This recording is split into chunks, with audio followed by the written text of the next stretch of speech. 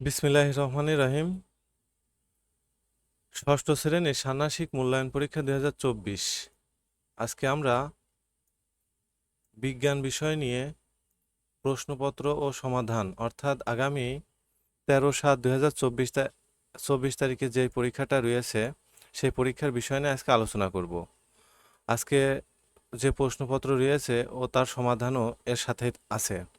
এখন প্রশ্নপত্রের আগে প্রথমে প্রশ্নের উপরে কিছু বিষয় নিয়ে আলোচনা রয়েছে। এই আলোচনাগুলো আমরা ভালোভাবে বুঝতে পারলে প্রশ্নগুলোর অ্যান্সার করতে ভালোভাবে সক্ষম হব। প্রথমে আছে কি সাইটোপ্লাজম। এখন সাইটোপ্লাজম সম্বন্ধে এখানে লিখেছে জীবকোষের ভেতরে নিউক্লিয়াস ছাড়া বাকি অংশটি হলো সাইটোপ্লাজম। সাইটোপ্লাজম কোষের ভেতরে বেশিরভাগ অংশ জুড়ে অবস্থিত স্বচ্ছ সমসত্ব জেলি সদৃশ্য ও বা জেলির মতো পদার্থ। সাইটোপ্লাজমের বেশিরভাগই পানি, প্রায় 80%। সাইটোপ্লাজমের অভ্যন্তরে বিভিন্ন সজীব বস্তু থাকে যাদের একত্রে সাইটোপ্লাজমীয় অঙ্গাণু বলা হয়, যেমন মাইটোকন্ড্রিয়া, প্লাস্টিড শুধু উদ্ভিদ কোষে। আমরা জানি যে প্লাস্টিড শুধু উদ্ভিদ কোষেই থাকে। গোলজি বস্তু, কোষ গহ্বর, রাইবোজোম ইত্যাদি সাইটোপ্লাজমীয় অঙ্গগুলোর কোষের বিভিন্ন কাজে নিয়োজিত থাকে। প্রশ্নপত্রে রয়েছে কোষঝিল্লি। এখানে কোষঝিল্লি সম্বন্ধে কিছু তথ্য আছে। জীবকোষকে ঘিরে কোষঝিল্লি নামক একটি সজীব প্রতিরক্ষামূলক আবরণ থাকে। এটি মূলত সাইটোপ্লাজমকে ঘিরে থাকে।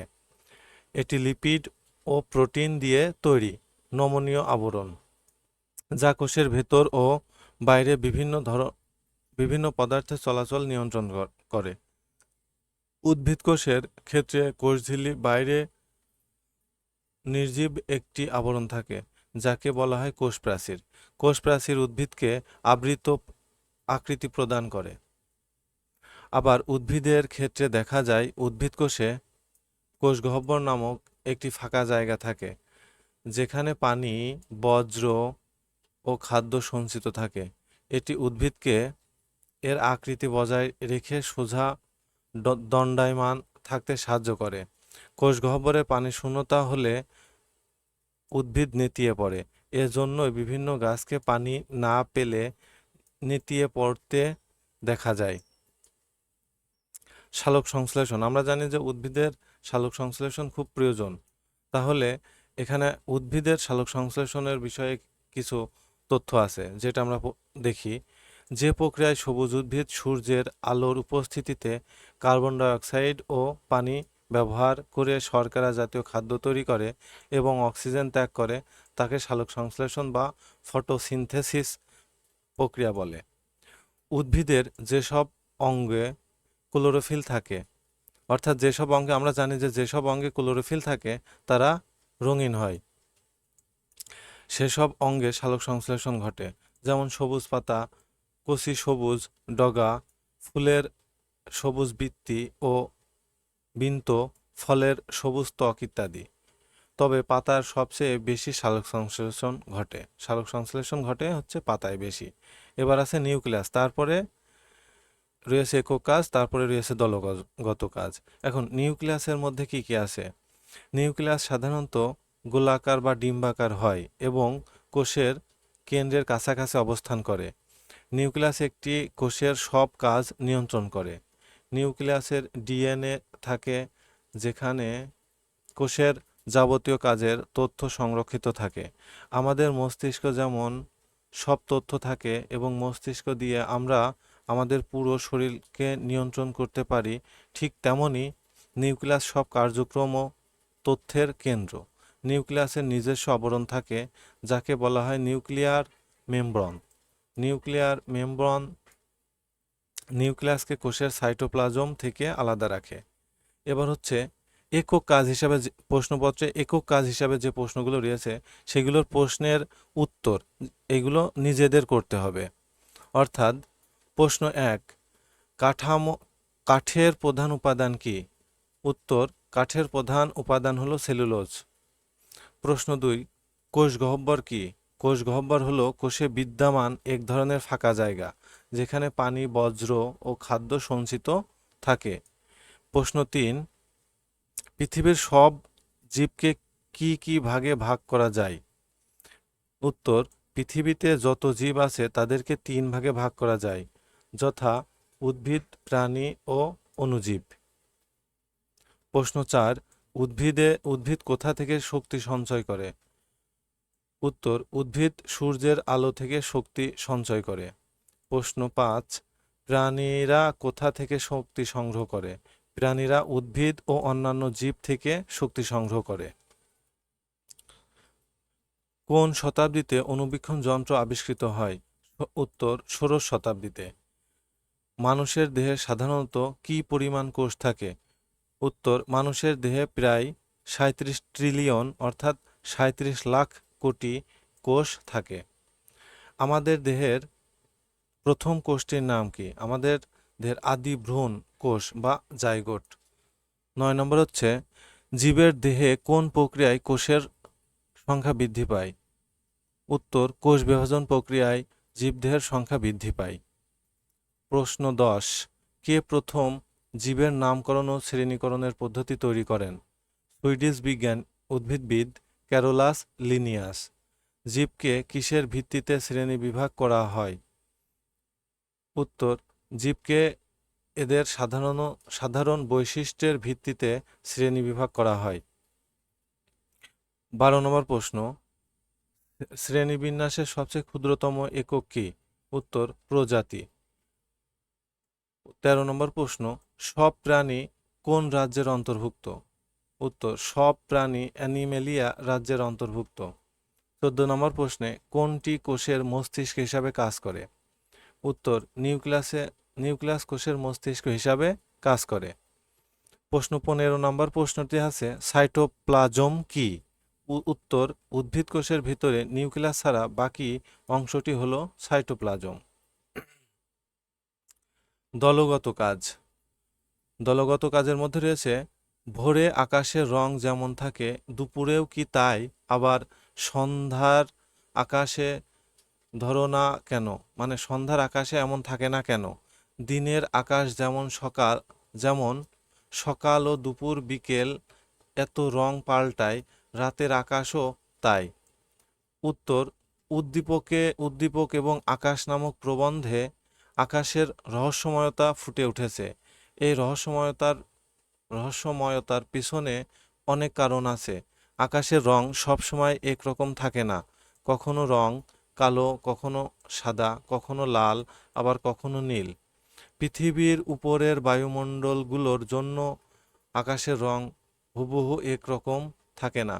সকাল, দুপুর এবং সন্ধ্যায় আকাশের রং একরকমের থাকে না, কারণ সূর্য থেকে যে আলো আসে তাকে পৃথিবী উপরের বিশাল বাতাসের স্তর পেরিয়ে আসতে হয়। দুপুরবেলা এই আলো আসে সরাসরি, অর্থাৎ প্রায় লম্বভাবে স্তর ফুঁড়ে। কিন্তু সকাল বা সন্ধ্যায় মেঘ তার বাতাসের ধুলোর কণা ভেতর দিয়ে লম্বা পথ পেরিয়ে আসতে পারে শুধু সূর্যের লাল আলো, তাই তখন আকাশ লাল দেখায়। সুতরাং বলা যায়, ভোর বা সন্ধ্যায় সূর্যের কিরণ মেঘ আর হাওয়ার ধুলোর কণার ভিতর দিয়ে তেরছাভাবে পৃথিবীতে আসে, এবং এই সময় আসে শুধু সূর্যের লাল আলোর ঢেউগুলো, ফলে মেঘ লাল দেখায় এবং আকাশের লাল রং বিরাজ করে। 2 নম্বর দলগত কাজের মধ্যে 2 নম্বর হচ্ছে, বিগ ব্যাং তত্ত্ব বৈজ্ঞানিক গবেষণা প্রতিষ্ঠা পেয়েছে নাকি তা শুধুই মানুষের কল্পনা? উত্তর, বিগ ব্যাং তত্ত্ব মহাবিশ্বের উৎপত্তি সম্পর্কে প্রদত্ত একটি বৈজ্ঞানিক তত্ত্ব। মহাবিশ্বে বিস্ফোরণ তত্ত্ব নামেও পরিচিত। বিগ ব্যাং তত্ত্বের অন্যতম বৈশিষ্ট্য হল কোনো ধারাবাহিক প্রক্রিয়ায় পরিবর্তে একটি বিশেষ মুহূর্তে মহাবিশ্বের উদ্ভব। বিগ ব্যাং তত্ত্ব বলে আজ থেকে প্রায় 13.75 বিলিয়ন বছর পূর্বে এই মহাবিশ্বের একটি অতি ঘন এবং উত্তপ্ত অবস্থা থেকে সৃষ্টি হয়েছিল। ধারণা অনুযায়ী প্রায় 1370 কোটি বছর আগে অতি উত্তপ্ত এবং প্রায় অসীম ঘনত্বের এক পঞ্জীভূত অবস্থা থেকে এক বিশাল বিস্ফোরণের মধ্য দিয়ে উদ্ভব ঘটেছে আমাদের এই চিরচেনা মহাবিশ্বের। অবশ্য আজকে আমরা মহাবিশ্বকে যেভাবে দেখি, মহাবিশ্বের উষালগ্নে এর প্রকৃতি কিন্তু একদমই একরকম ছিল না, ছিল অনেকটাই আলাদা। আজকে আমরা যে 4টি মৌলিক বলের কথা শুনতে পাই, সবল নিউক্লিয় বল, দুর্বল নিউক্লিয় বল, তড়িৎচৌম্বকীয় বল এবং মহাকর্ষীয় বল, বিজ্ঞানীরা ধারণা করেন এই 4টি বল সুপারফোর্স বা অতিবল হিসাবে একসাথে মিশেছিল। এরকমভাবেই ছিল তারা মহাবিস্ফোরণের লগ্নে থেকে শুরু করে 10 থেকে 43 সেকেন্ড পর্যন্ত। প্রথম 1 সেকেন্ড পর্যন্ত মহাবিশ্ব ছিল যেন জ্বলন্ত এক নিউক্লিয় চুল্লি। তাপমাত্রা ছিল 100 কোটি ডিগ্রি সেন্টিগ্রেডের চেয়েও বেশি। সে সময় কোনো চেনা জানা কণা ছিল না, চারিদিক পূর্ণ ছিল কেবল প্লাজমার ধোঁয়াশায়। 1 সেকেন্ড পর কোয়ার্ক, ইলেকট্রন, প্রোটন ও নিউট্রনের মতো মৌলিক কণিকাগুলো তৈরি হয়। 3 সেকেন্ড পর প্রোটন আর নিউট্রন মিলে তৈরি হয় নিউক্লিয়াস, এরপরে যথাক্রমে হাইড্রোজেন, হিলিয়াম ও লিথিয়াম।